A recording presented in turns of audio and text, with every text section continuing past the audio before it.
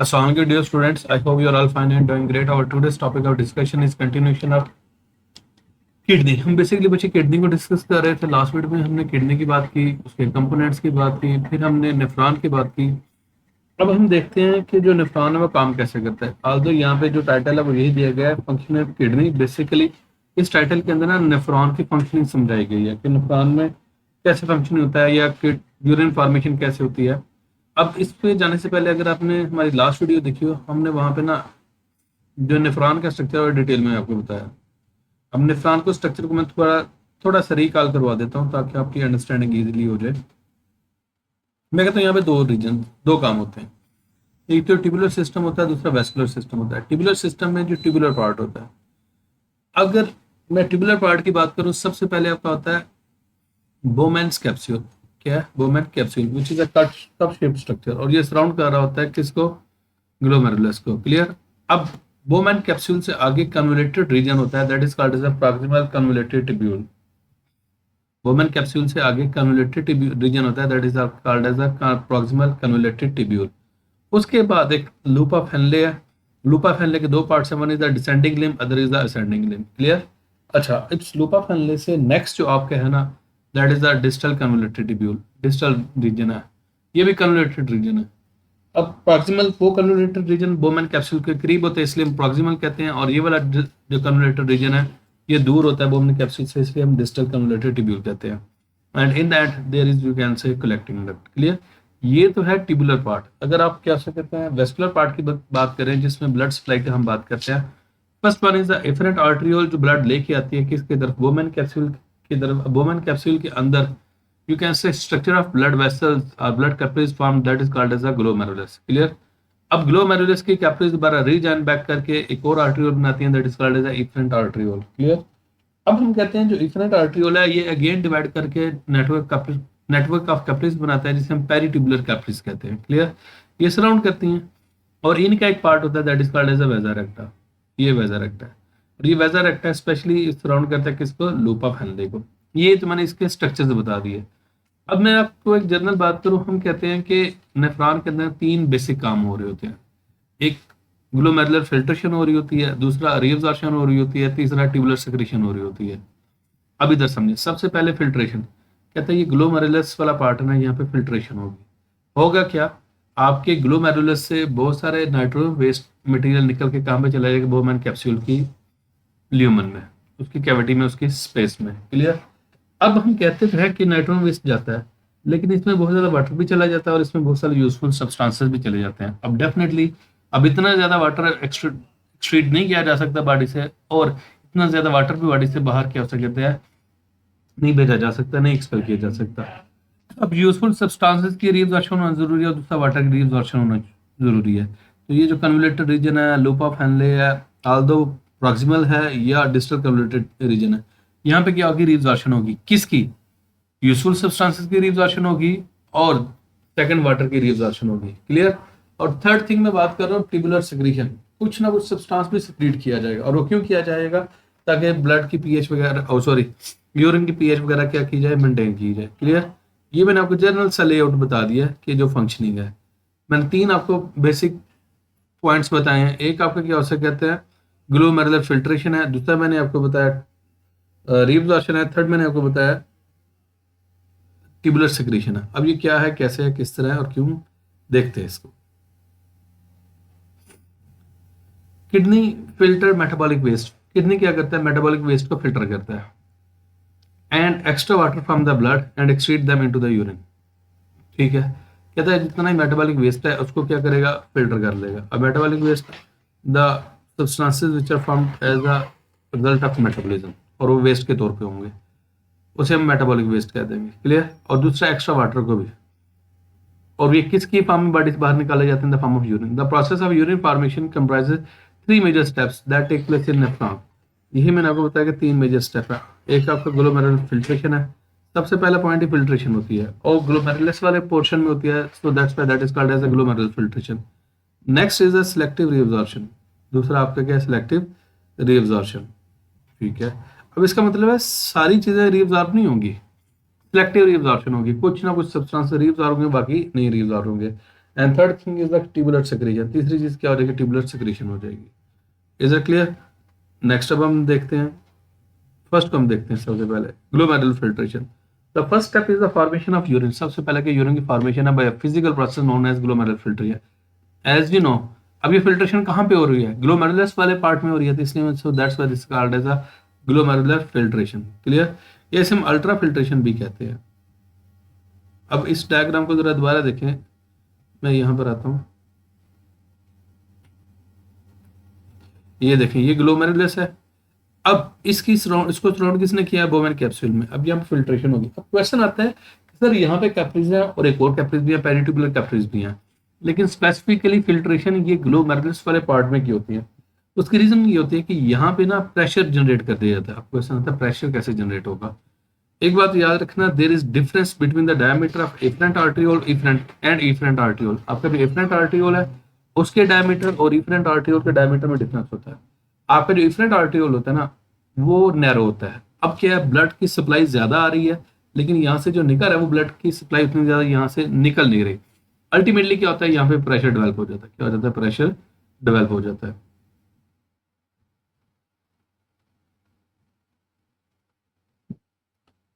Okay, the efferent arteriole is narrower, वो क्या efferent arteriole narrower है than the efferent arteriole. Clear? Due to this difference the blood within the glomerular capillaries remains under high pressure. अब इसकी वजह से relatively high pressure रहता है।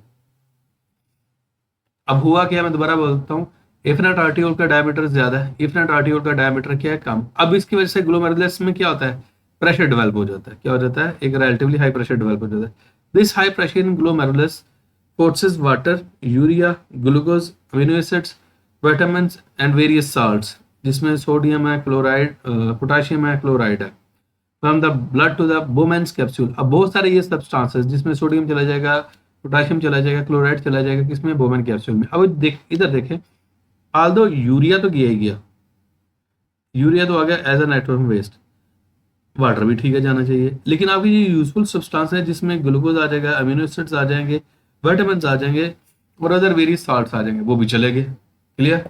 अब इनका रीअब्सॉर्ब होना जरूरी है। अब अगला जितना भी तामझाम है ना, अगले जितने भी स्ट्रक्चर्स हैं, जो आपका क्या हो सकते हैं, प्रॉक्सिमल कन्वर्टेड ट्यूब्यूल है, लूप ऑफ हेनले है और डिस्टल कन्वर्टेड ट्यूब्यूल है, वो इसीलिए मौजूद है ताकि क्या हो सके, रीअब्सॉर्प्शन हो सके। यहाँ पे देखिएगा जरा, about 1/5 20% of the fluid portion of the blood filters into the Bowman capsule। अब 20% जो इतना ब्लड आया था ना उसका 20% चला जाता है ग्लोमेरुलर फिल्ट्रेट में। Okay, next, plasma protein. अब क्वेश्चन आता है ये जो बाकी इस चीजें हैं जो ब्लड के अंदर मौजूद हैं, जो प्रोटीन, अल्ब्यूमिन है, ग्लोबुलिन्स हैं एंड ब्लड सेल्स हैं, जिनमें आपके रेड ब्लड सेल्स हैं, वाइट ब्लड सेल्स हैं, क्लियर, और प्लेटलेट्स हैं, ये सारे के सारे क्या हो सकते कहते हैं, ये क्यों नहीं फिल्टर होते। अब बेसिकली क्या उनका साइज इतना बड़ा होता है और कैपरी वाल छोटी होती है, इसलिए वो उस पासन नहीं हो सकते। So these structures remain in the blood, और ये वाले स्ट्रक्चर्स क्या है, ब्लड के अंदर रहेंगे। क्लियर? ओके, नेक्स्ट हम बात करते हैं सिलेक्टिव रीअब्जॉर्प्शन। अब हम कहते हैं नेक्स्ट सिलेक्टिव रीअब्जॉर्प्शन भी होती है। The glomerular filtrate contains not only waste but also vital nutrients. Waste तो होते ही होते हैं, वाइटल न्यूट्रिएंट्स भी होते हैं। अभी जैसे मैंने ऊपर आपको बताया कि उसमें ग्लूकोज भी है, उसमें आपका क्या उसे कहते हैं, अमीनो एसिड्स भी हैं और भी सब्सटेंसेस हैं। अब हमारा बॉडी इनको लूज करने की कैपेसिटी में नहीं होता है, इनको लूज करना अफोर्ड नहीं कर सकता।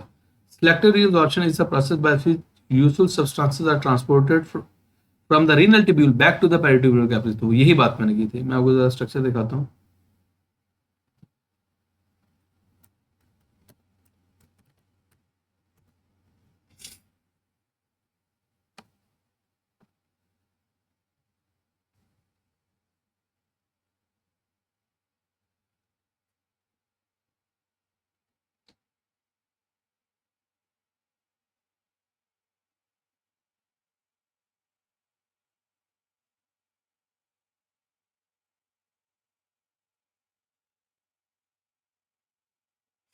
इस डायग्राम में देखिए, ये आपका बोमेन कैप्सूल है, इसके अंदर क्या ग्लोमेरुलस है, और ये प्रॉक्सिमल कन्वर्टेड ट्यूब्यूल, ये loop of Henle and this is distal converted tubule. अब इसको जो सराउंड वन करने वाले कैपिलरीज हैं, those are called as the peritubular capillaries. Clear? और इन्होंने क्या करना है, रीअब्जॉर्ब करना है। Anyways, most reabsorption occur in the proximal converted tubule, ज्यादातर रीअब्जॉर्प्शन प्रॉक्सिमल रीजन में हो जाता है, जो फर्स्ट पार्टनर फर्स्ट रीजन है वहां पे ही हो जाती है। In this region about 75% of the water returns from filtrate to the capillaries by osmosis, वो ऑस्मोसिस के थ्रू आ जाएगा, और ऑस्मोसिस की डेफिनेशन आपको आती होगी, the movement of water from higher concentration या from higher water potential to the lower water potential, clear, across a semi permeable membrane, that is called as osmosis. मैंने आपको एग्जैक्ट डेफिनेशन बोल दी। अब यहाँ पे ये जो केमिकल्स हैं या ये यूजफुल सब्सटेंस उनके जरा नाम नोट डाउन कर लीजिएगा।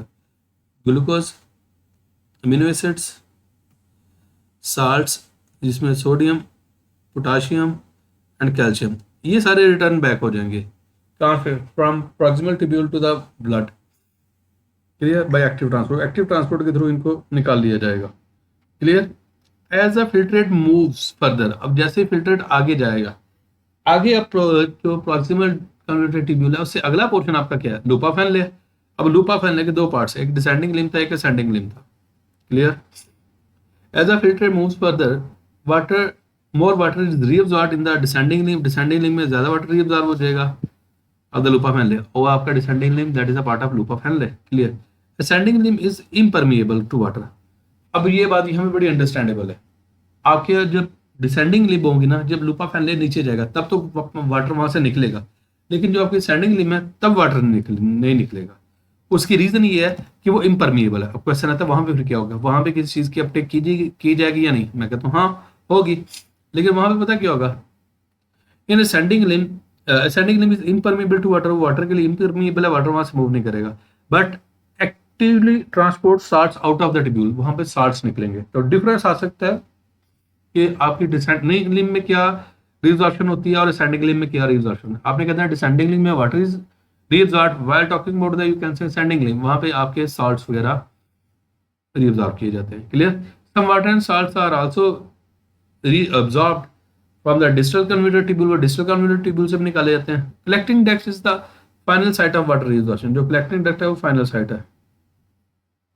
next आपका क्या है, tubular secretion, ओके हमें यहाँ तक समझ आ गई, दो काम हुआ है, एक तो ग्लोमेरुलर फिल्ट्रेशन हुई है, ग्लोमेरुलस वाले पार्ट में फिल्ट्रेशन होगी, यूरिन और बहुत सारे यूजफुल सब्सटेंसेस चले गए बोमेन कैप्सूल में या ट्यूबुलर पार्ट में।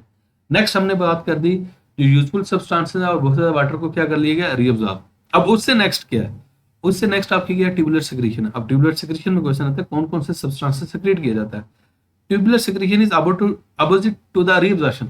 अब ये इसके अपोजिट कैसे है, अब रीअब्सॉर्प्शन में क्या हो रहा है, ट्यूबुलर पार्ट से निकाला जा रहा है, और सेक्रेशन में क्या होगा, ट्यूबुलर पार्ट में कुछ सब्सटेंसेस ऐड किए जाएंगे, सो that's why this is the opposite.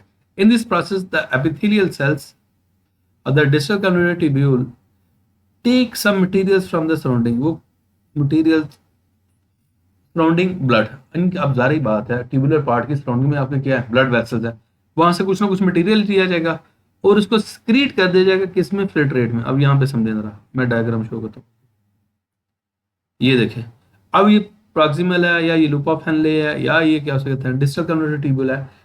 अब इस ट्यूबुलर पार्ट की सराउंडिंग में कौन है, ब्लड वेसल्स है। अब कुछ सब्सटेंसेस कुछ मटेरियल कहां से लिया जाएगा, इन ब्लड वेसल से लिया जाएगा और उसको किस में सिक्रीट कर दिया जाएगा, ट्यूबुलर पार्ट में, ट्यूबुलर पार्ट की जो ल्यूमन है उसमें सिक्रीट कर दिया जाएगा, क्लियर। नेक्स्ट देखते हैं हम।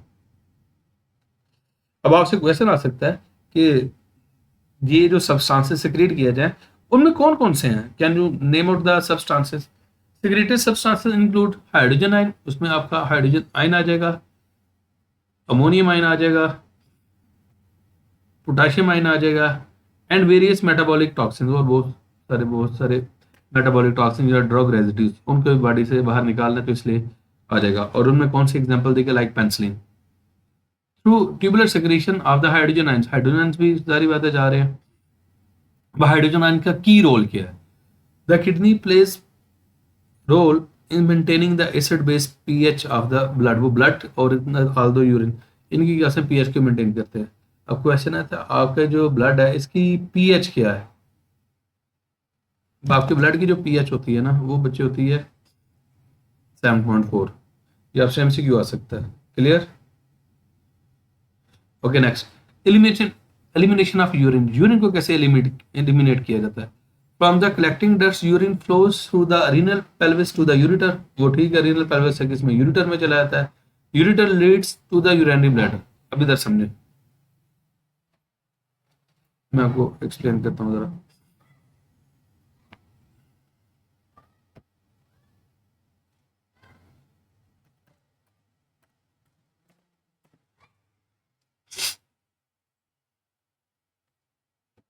ये यहाँ पे देखें, ये पेल्विस है। अब सारे के सारे यूरिन इस पेल्विस में क्या कलेक्ट हो जाएगा, और इसके बाद ये यूरिटर के थ्रू कहाँ पे चला जाएगा, यूरिनरी ब्लैडर में चला जाएगा।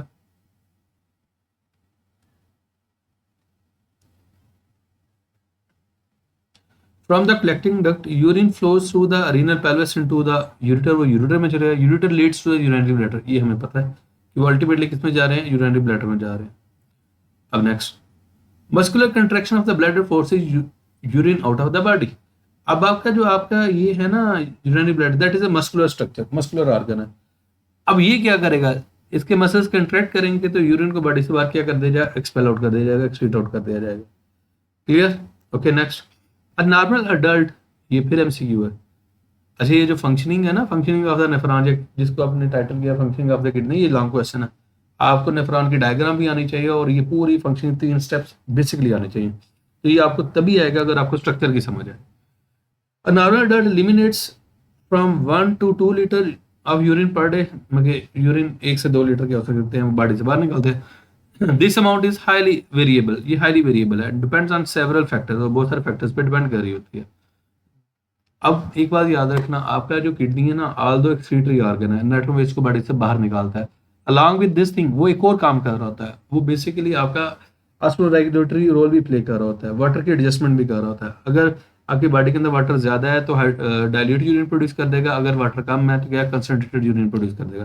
This amount is highly variable and depends on several factors, वो हाईली वेरिएबल है और सेवरल फैक्टर्स पे डिपेंड करती है। Clear? The more water or hydrating fluids we consume, जितना हम वाटर या हाइड्रेटिंग फ्लूइड्स कंज्यूम करते हैं, the higher is the urine output, उतना ही यूरिन आउटपुट बाहर जाएगी। Diets with high salt trigger water retention, अगर आप ऐसी डाइट खा रहे हो जिसमें साल्ट का कंसंट्रेशन ज्यादा है तो वाटर को रिटेन किया जाता है। एंड डिक्रीज यूरिन प्रोडक्शन, जब वाटर रिटेन हो गया तो यूरिन प्रोडक्शन कम हो ही जाएगी automatically. Physical exercise lead to the water loss through respiration and perspiration which generally decrease the urine volume. अब जारी बात है, अगर आप क्या से करते हैं, ज्यादा एक्सरसाइज वगैरह कर रहे हो तो रेस्पिरेशन और आपकी प्रेस या आपके स्वेटिंग वगैरह में बहुत ज्यादा वाटर लॉस हो जाता है, तो फिर भी आपका यूरिन कम प्रोड्यूस होता है। क्लियर है? यहाँ तक मैंने ये कर दिया टॉपिक कंप्लीट। अब एक आधा बॉक्स है, इसको देख लें जरा। While doing excretory function, kidney also work as a osmoregulatory organ, यही बात जो मैं अभी थोड़ी देर पहले कर रहा था। अगर आपकी बॉडी के अंदर वाटर का लेवल ज्यादा है तो डाइल्यूट यूरिन प्रोड्यूस कर दिया जाएगा, अगर वाटर कम है तो कंसंट्रेटेड यूरिन प्रोड्यूस कर दिया जाएगा। Kidneys control the salt concentration of the body fluid, salt concentration को भी करता है, forming dilute urine when body fluids are hypotonic, वही बात जो मैंने आपसे की, and concentrated urine when body fluids are hypotonic and there is a dehydration, और वाटर की क्या हो जाएगी, डिहाइड्रेशन कंडीशन में। क्लियर? नेक्स्ट,